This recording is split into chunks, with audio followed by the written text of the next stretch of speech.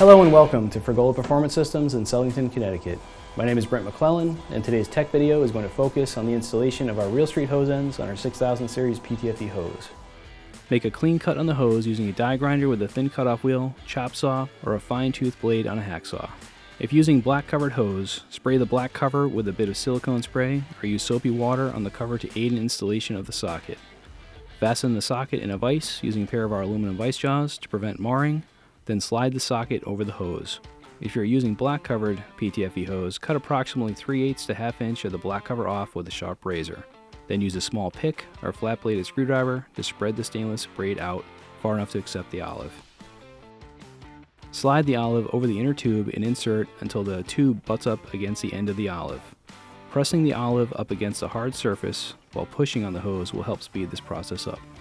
If there are any strands of stainless sticking up past the olive, you'll want to clip these off with a pair of tin snips.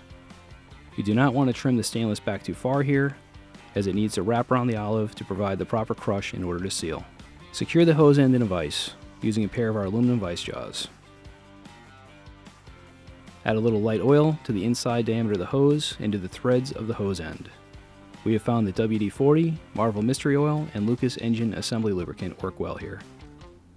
Keep a hand on the hose and apply light forward pressure to keep it from pushing out or spinning during the assembly process, and finish tightening the socket down using an aluminum Allen wrench. Leave a 60 to 80 thousandths gap between the socket and hose end to prevent over-tightening. Upon final assembly, we recommend flushing the hose out with solvent or water and pressure testing before use. We recommend our hose test kit, part number 900060, our flush and test kit, part number 900557BL.